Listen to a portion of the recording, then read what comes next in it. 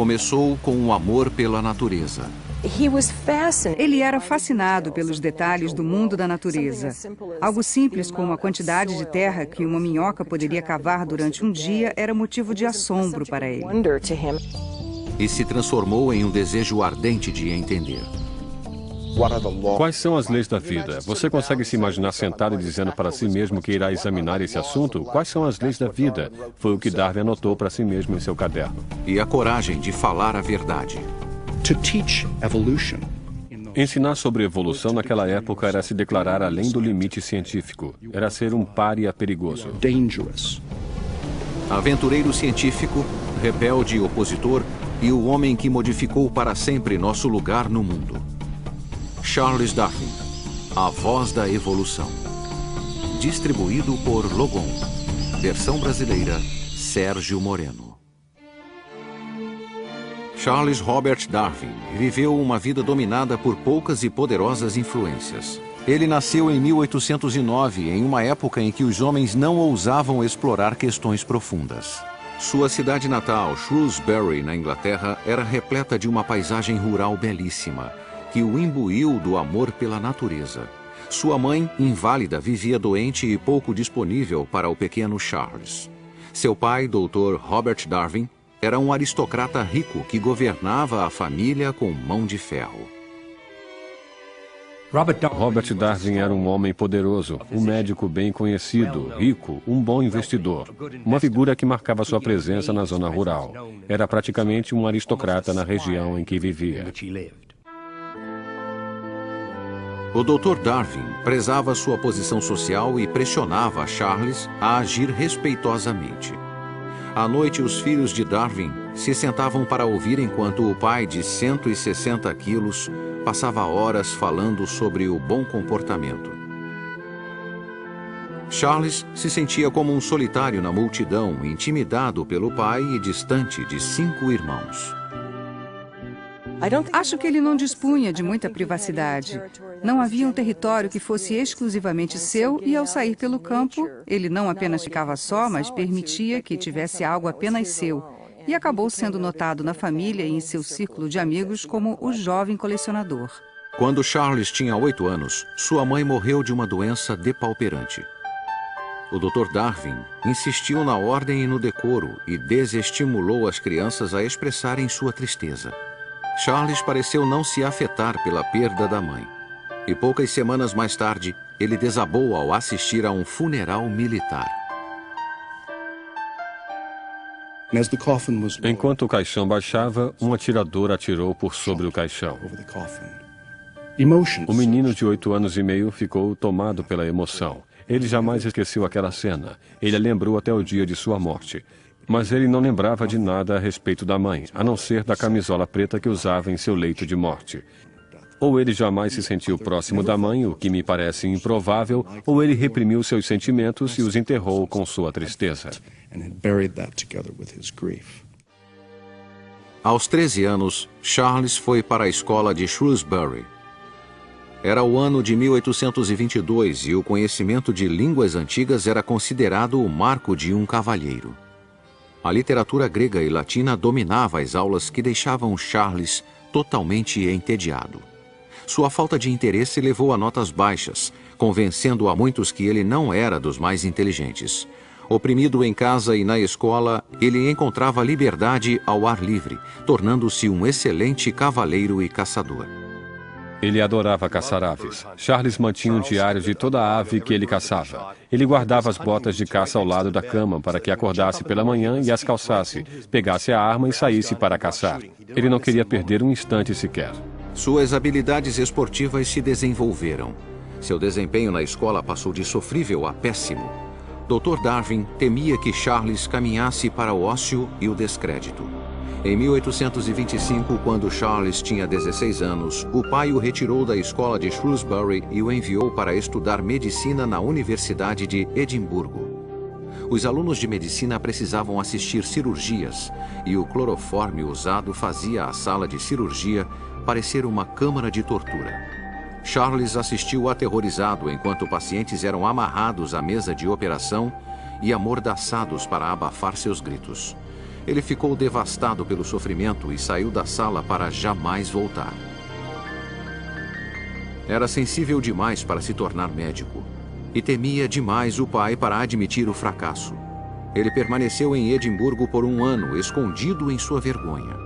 Quando finalmente voltou para casa, o pai propôs um novo caminho para a respeitabilidade. O pai disse, tudo bem, Charles. Se não quer ser médico, por que não ser um sacerdote? Você não precisa ter tanta fé para isso. A maioria dos sacerdotes não a tem, mas não conte isso para sua esposa. Guarde isso para si e será convidado para as melhores festas. Você terá um belo salário, uma bela casa e terá tempo livre para vagar pelo campo, colecionando besouros e ninhos de pássaros. Charles concordou em estudar para ser pastor, ávido por uma chance de se redimir.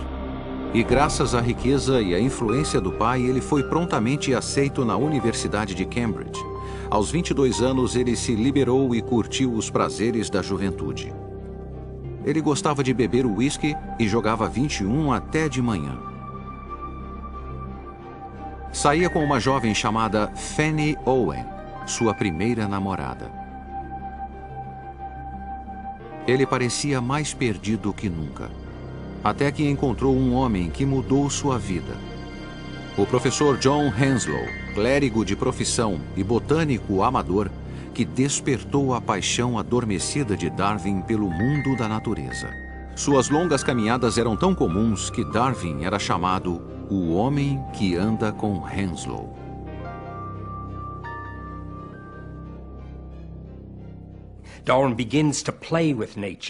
Darwin começou a brincar com a natureza, desenvolveu um interesse inédito em sua vida. Embora tenha feito poucos cursos de história natural ou geologia, absorveu conhecimento de pessoas à sua volta e por seu próprio contato com a natureza. Ele se tornou um ávido colecionador de plantas e animais, com zelo especial por espécies de besouros. Ele pegou um besouro em uma das mãos e viu outra espécie rara e o pegou com a outra mão. Viu um terceiro e queria muito aquele besouro. Então colocou o segundo na boca enquanto pegava o terceiro. Mas o segundo besouro lançou um líquido ruim e Darwin o cuspiu, deixando cair o terceiro besouro, ficando apenas com um besouro e com um gosto ruim na boca. Ele devorava longos relatos de vários volumes de exploração científica e sonhava com aventuras distantes. Ele negligenciava os estudos e quase saiu de Cambridge sem um diploma de teologia. E então, ao visitar Shrewsbury, recebe uma carta do professor Henslow. O navio real, o HMS Beagle, zarparia em breve para uma viagem ao redor do mundo. O capitão procurava um jovem parceiro e naturalista. Estaria Darwin interessado? Darwin ficou exultante. Ele estava ansioso para conhecer o mundo. Estava entusiasmado em viajar, mas quando foi para a cama naquela noite, escreveu em seu diário: "Recusei a oferta de viagem." E o motivo foi a recusa do pai em lhe dar permissão. Dr. Darwin really Dr. Darwin tinha medo de perder o filho. Milhares de jovens partiram em aventuras durante a época do Império Colonial Britânico. Muitos deles jamais voltaram. Tentou de todas as formas convencer Charles de que era uma má ideia, mas quando viu que Charles estava determinado a ir, disse: "Tudo bem, se me apresentar um homem de discernimento que aprove essa ideia maluca, eu te dou permissão." Charles encontrou esse homem no tio, Josiah Wedgwood, que persuadiu o Dr. Darwin a custear a viagem do filho. Charles ficou exultante e apreensivo. Darwin não imaginava o significado daquela viagem. Não sabia se sobreviveria. Esperava convencer as pessoas que respeitava, principalmente em casa, aqueles dos quais queria a aprovação. Seu pai, seus professores de Cambridge, de que era capaz de ser alguém. Possuía um desejo ardente de fazer isso.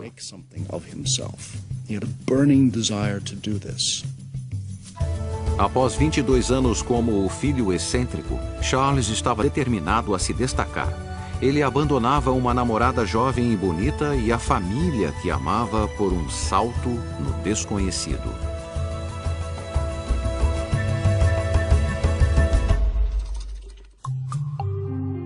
Charles Darwin havia sonhado em viajar pelo mundo e em 1831 seu sonho parecia estar ao seu alcance.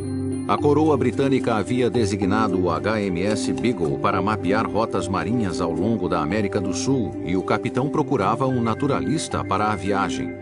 Darwin, aos 22 anos, enfrentaria um obstáculo: a aprovação do capitão Fitzroy.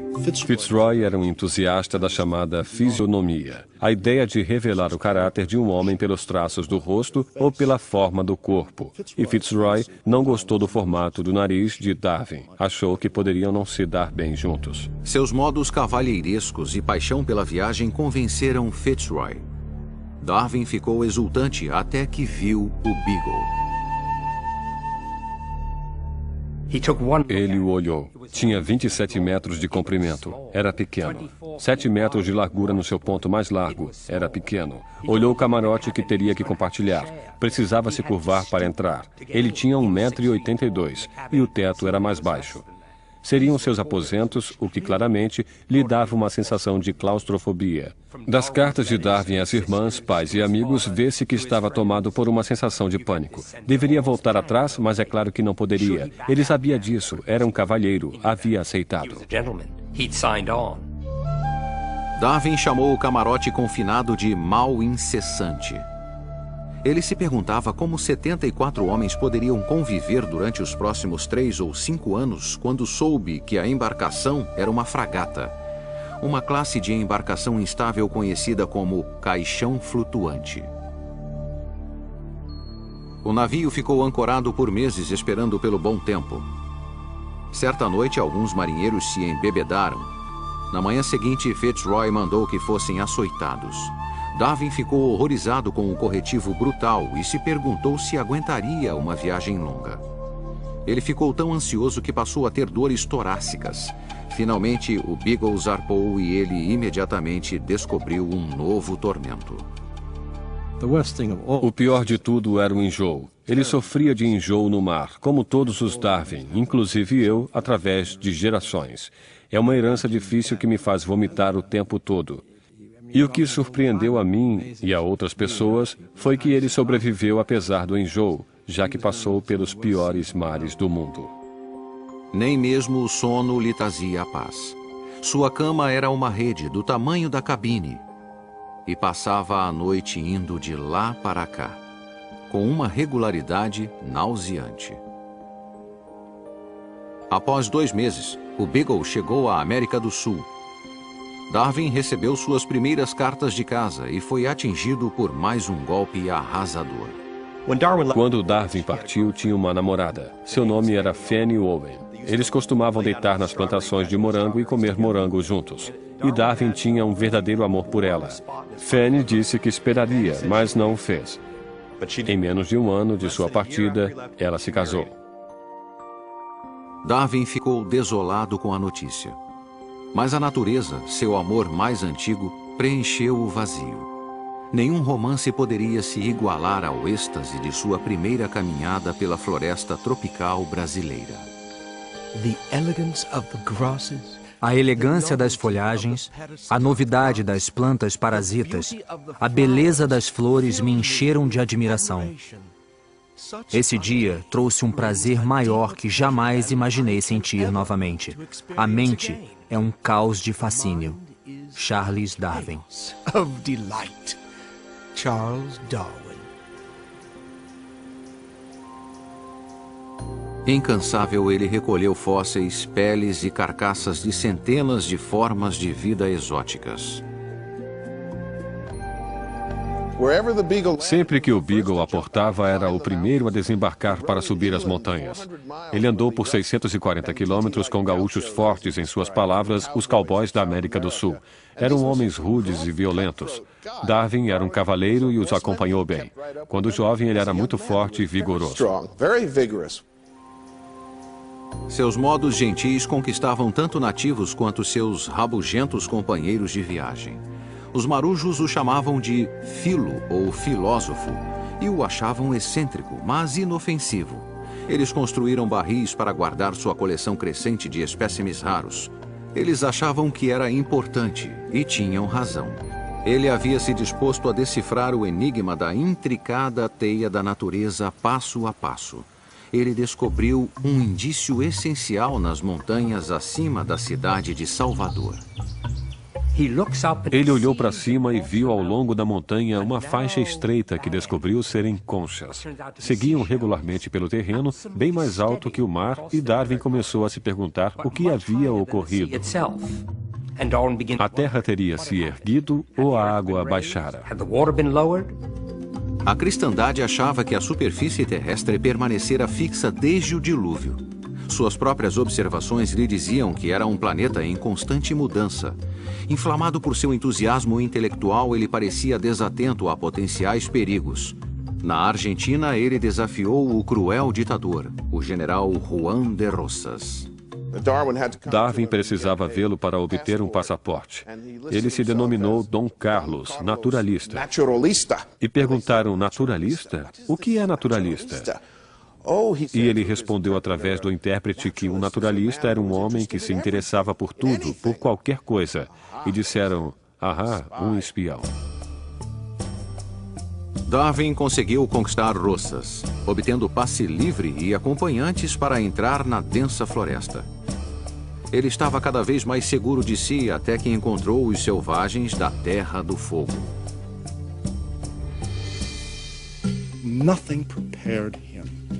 Nada o havia preparado para as qualidades animalescas, a nudez, o primitivismo, dormindo enroscados no chão. Ele mal podia crer que o mesmo Deus havia criado humanos tão rudes, humanos tão elevados como ele próprio, e ainda os refinados professores de Cambridge. A experiência o convenceu de que o homem seguramente tinha raízes no reino animal. Todas as criaturas da Terra tinham parentesco e eram vulneráveis aos caprichos da natureza. Darwin chegou muito perto de não modificar o curso da história ocidental quando passaram pela primeira vez pelo Cabo Horn. Havia ondas imensas e o Beagle foi assolado 3 vezes e, finalmente, na terceira, se inclinou para o lado e a cabine de popa começou a encher de água e os barcos se soltaram. Se houvesse um quarto vagalhão, todos estariam perdidos. Darwin periodicamente encaixotava espécimes e os enviava ao professor Henslow, em Cambridge. Ele recebeu cartas em vários portos, mas após 2 anos não havia recebido uma palavra sequer de Henslow. Começou a achar que seu trabalho era inútil, que a viagem toda era uma perda de tempo. Finalmente ele recebeu uma carta. Henslow adorara o acervo e louvava o brilhante trabalho de Darwin. Darwin ficou exultante. Henslow chegara a divulgar o trabalho de Darwin sobre fósseis entre os cientistas britânicos, fazendo de Darwin uma celebridade. Mas suas coleções não se comparavam às de um pequeno arquipélago na costa do Equador. Ele não imaginava que seu destino e o curso da história humana mudariam com o que ele descobriu nas Ilhas Galápagos. Sua primeira reação na ilha foi de desalento. A distância parecia árida e infernal. Ao olhar novamente, percebeu que era repleta de vida estranha e exótica.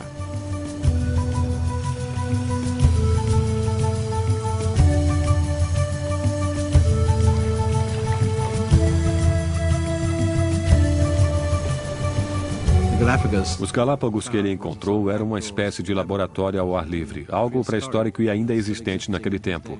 Era o local mais extraordinário onde o homem jamais pisara até os últimos 100 anos. E nenhum animal tinha medo dos homens, o que era emocionante. Darwin se aproveitou de sua mansidão e andou no casco de tartarugas gigantes. Ele notou que elas e outros animais existiam com pequenas variações em cada ilha. Os tentilhões de uma ilha tinham bicos longos para pegar insetos. Os de outra possuíam bicos fortes para esmagar nozes, e mesmo assim ele percebeu que cada espécie deveria ter vindo de um ancestral comum. A Bíblia dizia que as espécies foram pré-determinadas na criação. Os Galápagos sugeriam que os animais se desenvolviam. A descoberta de Darwin parecia desafiar a Deus. Ele escreveu a um amigo: é como confessar um assassinato, mas preciso acreditar que as espécies podem se modificar, evoluir. Bom, era como um assassinato, porque um assassinato é um crime capital. Os assassinos são punidos. Darwin sentiu que seria punido. Darwin lutara a vida toda para seguir os princípios do bom comportamento ensinados pelo pai. Ele havia estudado medicina e religião para se enquadrar em uma sociedade respeitável. Agora sua mente estava arrebatada por uma ideia que ameaçava subverter a ordem estabelecida e torná-lo um pária.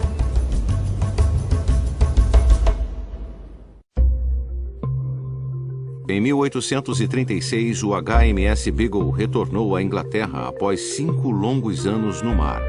Charles Darwin havia começado a viagem como um jovem assustado recém-saído da faculdade.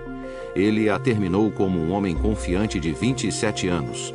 Havia sobrevivido a constantes enjoos e a perigosos nativos e, apesar disso, havia feito um trabalho brilhante como naturalista. Durante a viagem, havia descoberto mais de 1.500 animais, preservados em álcool, quase 4.000 amostras de peles, ossos e espécimes secos, muitos deles novos para a Europa Ocidental. A elite dos cientistas britânicos fez fila para conduzir o distinto jovem a seu seleto círculo. Por fora, ele parecia a imagem da respeitabilidade. Por dentro, se sentia atormentado por viver uma vida dupla. Darwin rapidamente se tornou membro da Sociedade Geológica, o centro ativo de pessoas que trabalhavam na área de história natural. Darwin rapidamente foi impelido ao âmago do estabelecimento científico. Foi apresentado ao clube de elite de cavalheiros, o Athenaeum. Estava ladeado pelos grandiosos e distintos. Pessoas que o amaldiçoariam e arruinariam sua carreira profissional se soubessem que, secretamente, era partidário da transmutação. A transmutação, como a evolução era chamada na época, dominava seus pensamentos íntimos. Convencido de que espécies se modificam, ele se voltou para o próximo mistério. Por qual mecanismo elas se transformam? Uma viagem de descoberta não se resume a ver novas paisagens, mas voltar para casa e ver a paisagem familiar sob um novo olhar. E foi exatamente o que Darwin fez quando chegou do Beagle. Continuou seus estudos e suas explorações em seu próprio quintal na zona rural inglesa. Estudou como criadores de cavalos e pombos obtinham uma característica desejada e se perguntava se a natureza usaria um método similar. Em 1838, o esboço de sua teoria estava claro. A competição na natureza faz com que as espécies se modifiquem e somente aquelas cujas mutações são mais adequadas ao meio sobrevivem. Em resumo, somente os mais aptos sobrevivem. Em 1839, ele publicou A Viagem do Beagle, um relato vívido de suas aventuras científicas, parecido com os livros que havia instigado sua imaginação em Cambridge. Tornou-se um best-seller imediato, confirmou sua posição científica e lhe trouxe a aclamação pública. Agora, aos 30 anos, ele pensava na questão do casamento. O lado positivo, os filhos. Uma esposa terna e uma companheira constante. Os pontos negativos, perda de tempo, discussões e visitas forçadas aparentes. Imaginando uma esposa, um sofá e música, comparando-se isso à realidade na qual ele vivia, ele resolveu que precisava se casar. Na verdade, ele escreveu casar, casar, casar. A tradição ditava que os aristocratas deviam se casar com pessoas próximas, frequentemente com primos. Uma prima de Charles, em primeiro grau, Emma Wedgwood, era instruída, refinada e herdeira da dinastia de cerâmicas Wedgwood. Darwin encontrou em Emma Wedgwood uma pessoa atraente que tinha muitas características de uma boa mãe. Escreve em suas cartas e anotações que procurava alguém que pudesse cuidar dele ou lhe dar incentivo. Emma sentiu-se atraída pela sensibilidade de Darwin e entusiasticamente aceitou seu pedido de casamento. Com a riqueza das duas famílias, Darwin jamais precisaria se preocupar em ganhar a vida. Eles pareciam o par ideal, porém, um conflito ameaçava sua felicidade. Ela era cristã e ficou profundamente preocupada que a liberalidade de pensamento de Darwin o afastasse da igreja e da salvação. Ela temia que a falta de crença de Darwin na revelação cristã os separaria na eternidade e que ele iria para o inferno enquanto ela iria para o céu.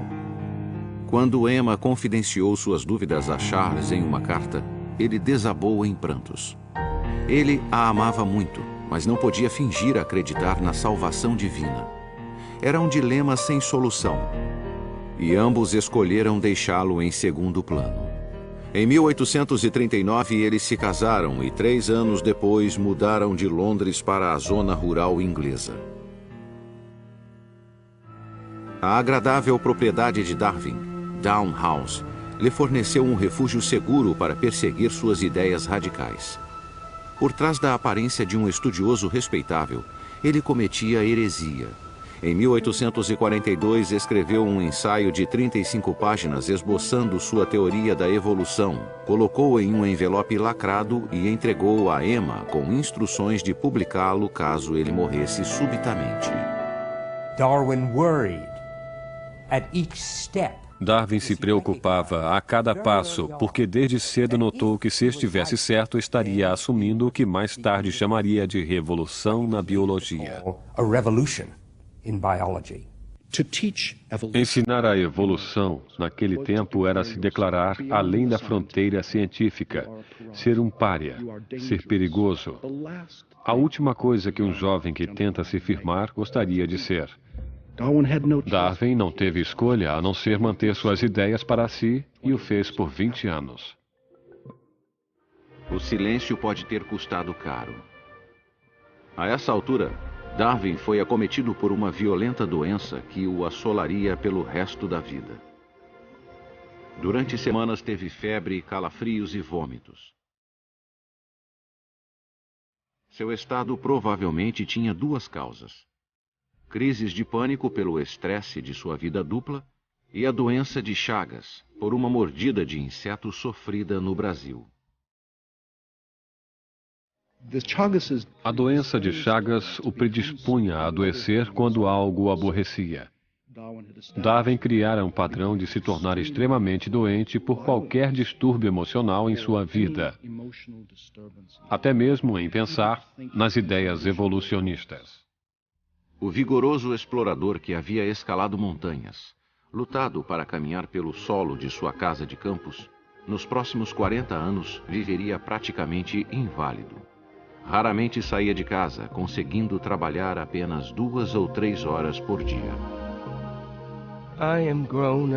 Eu sou um cão adulto, tedioso e desanimado perto do que era. É uma penitência amarga compreender que a raça é dos fortes e que provavelmente farei pouco a não ser admirar os avanços que outros farão na ciência.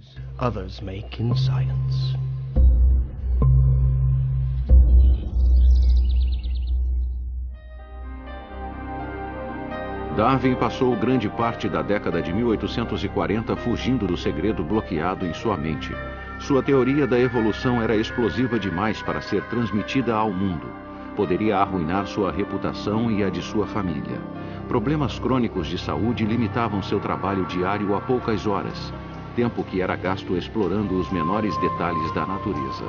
Ele dedicou 8 anos a uma análise exaustiva dos cirrípedes marinhos. Durante muito tempo, a casa de Darwin era o mundo dos cirrípedes.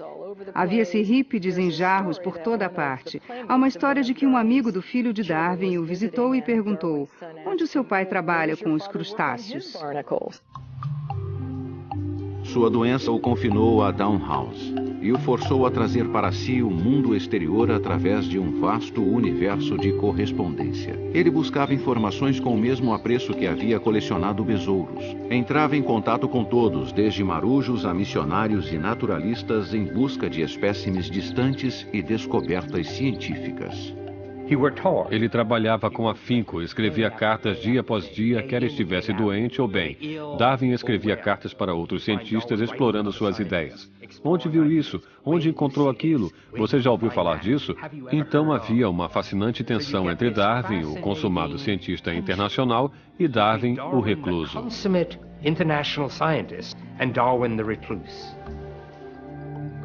Em casa, o dia todo contava com um ambiente doméstico arrumado e a atenção constante de sua amada esposa, Emma.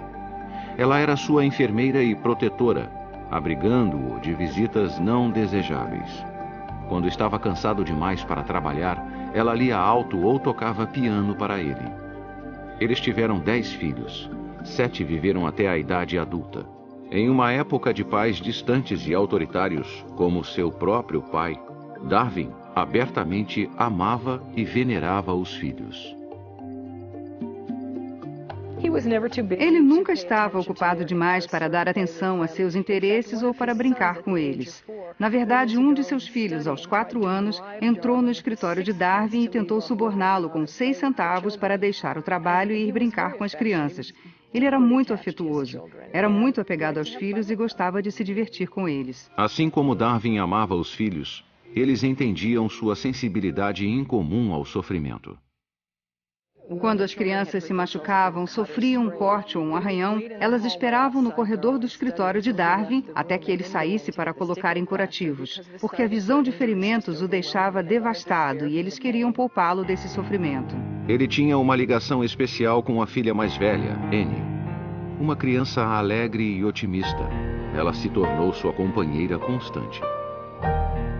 Ela era uma criança linda e Darwin achava que ela seria a filha que cuidaria dele em sua idade avançada. Ela brincava calmamente perto de sua cadeira enquanto ele fazia suas pesquisas. Era a única filha que ficava no escritório enquanto ele trabalhava. Aos 9 anos, o espírito alegre de Annie começou a desvanecer. Por um período de meses foi enfraquecendo cada vez mais, resistente a todas as tentativas de cura. Darwin freneticamente consultava um especialista após outro. Finalmente, sozinho ao lado de seu leito, ele a viu partir, sem nada poder fazer. Ele ficou lá e a observou até a morte no final da semana de Páscoa de 1851. Quando ela se foi, se deu conta de que não havia ressurreição. E acho que a morte de Annie, esmagada pela luta pela vida, marca o fim da crença de Darwin em um universo justo e ético.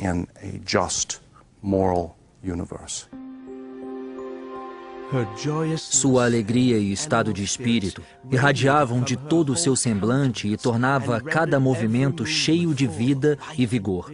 Ao caminhar comigo, ela geralmente andava na frente, fazendo piruetas de forma elegante. Seu rosto resplandecia com um sorriso doce. Gostaria que ela soubesse agora o quão profundamente e o quão ternamente nós amaremos para sempre seu querido rosto alegre.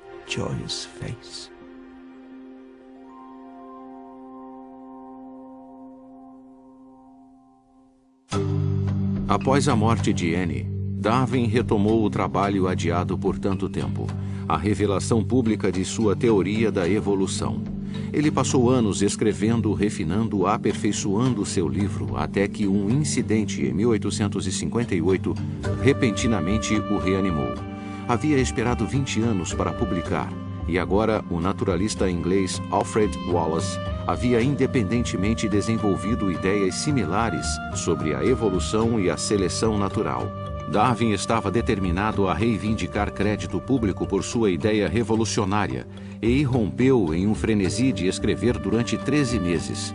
Ele sabia que seu livro ameaçaria sua reputação e colocaria em perigo o futuro dos filhos.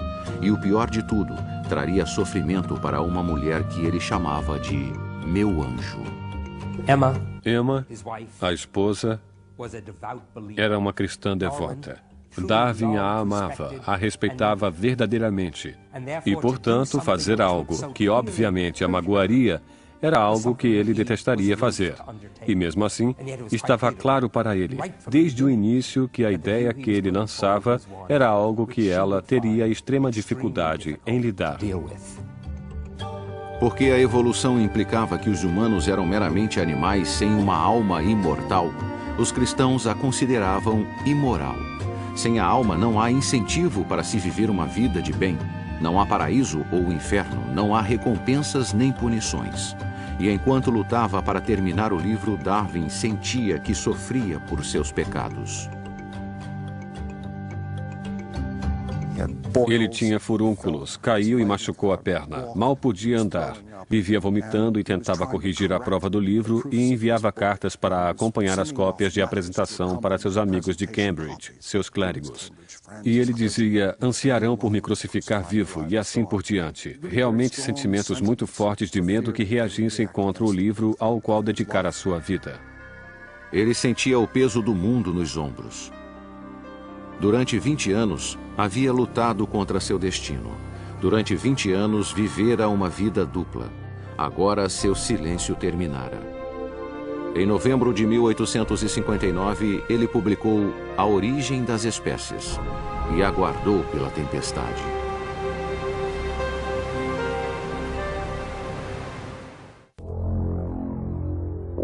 Em 1859, aos 50 anos, Darwin revelou sua teoria da evolução e a origem das espécies.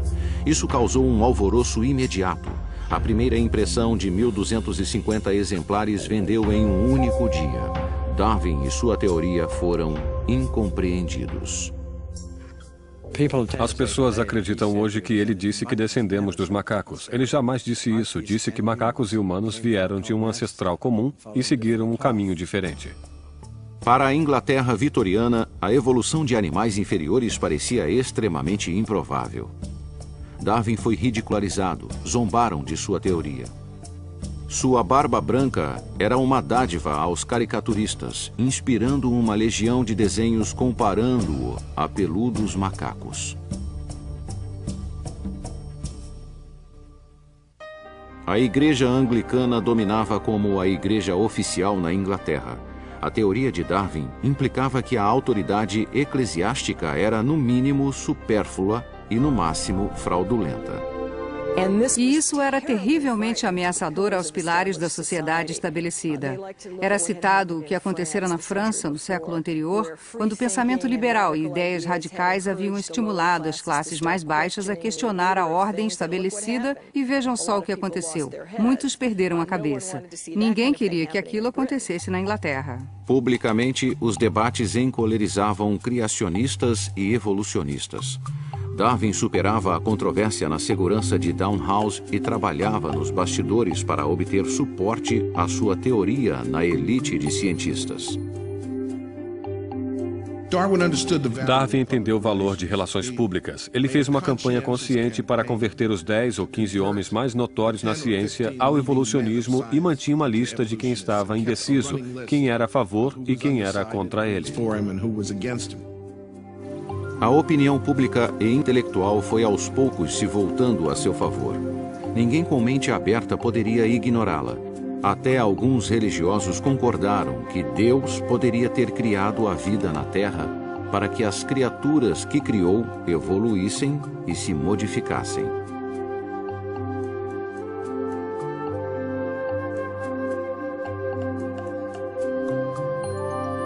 Em 1871, Darwin publicou A Origem do Homem, pela primeira vez ligando diretamente a ancestralidade humana aos animais inferiores.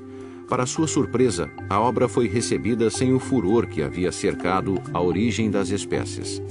Em apenas uma década, suas ideias haviam se tornado parte da corrente principal, e a enorme carga da evolução, finalmente retirada de seus ombros, fez com que sua saúde melhorasse consideravelmente.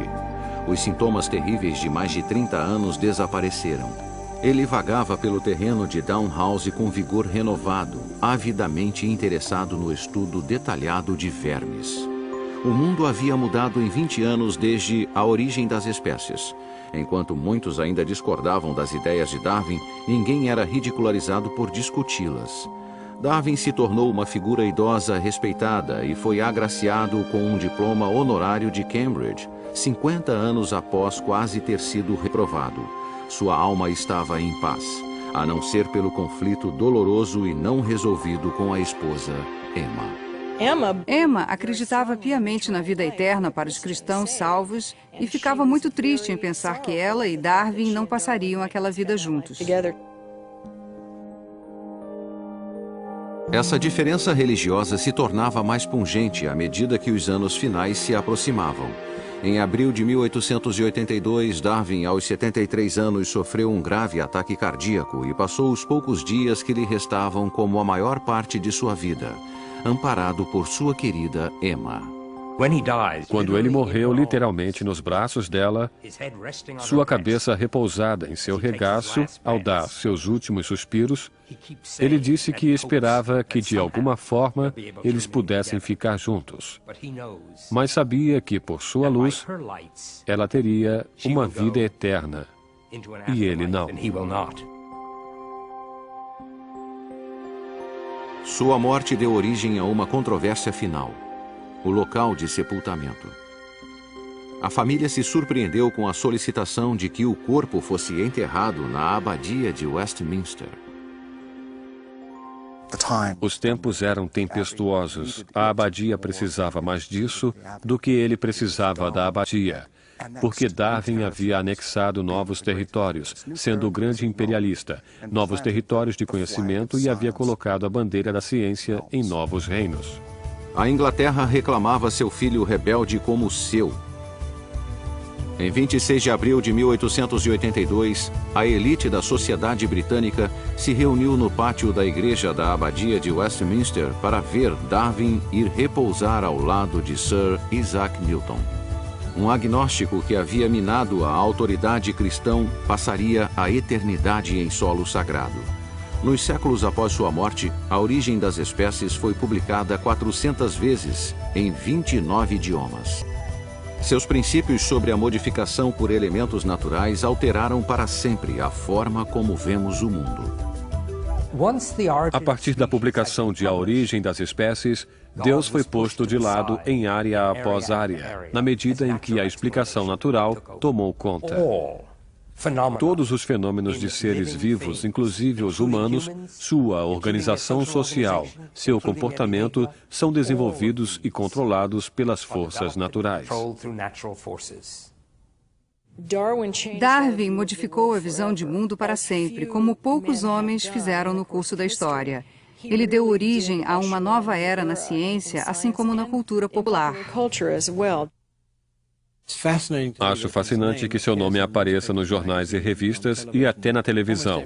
Praticamente todos os dias há menção a Charles Darwin, o que me é muito caro. Na verdade, já me perguntaram se podiam me tocar ao saberem que sou seu bisneto. Isso me impressiona bastante. Darwin dedicou sua vida a descobrir os grandes segredos da natureza. Durante seu funeral, o coro da abadia cantou um hino especialmente composto com a letra do livro dos Provérbios. Bem-aventurado o homem que encontra sabedoria e o que adquire conhecimento.